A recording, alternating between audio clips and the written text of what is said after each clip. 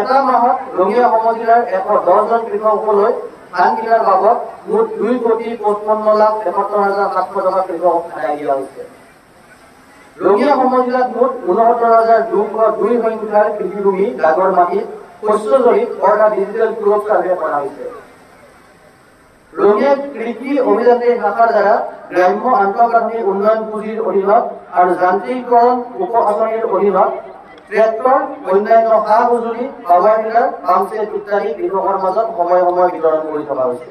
ৰঙিয়া বিধানসভা সমষ্টিৰ অন্তৰ্গত 7 কিলোমিটাৰ দৈৰ্ঘ্যৰ নোনা নদীৰ বাওঁ অংশৰ মথাউৰি 270 হেক্টৰ মাটি উপকৃত হৈছে।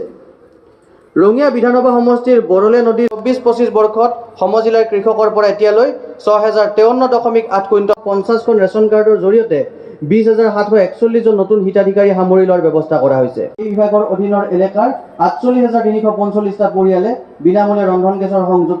ৰঙিয়া সমজিলাত মহামান্য উচ্চতম ন্যায়ালয়ৰ আদেশ মৰ্মে শ্ৰমিক কাৰ্ড থকা 1,092 জন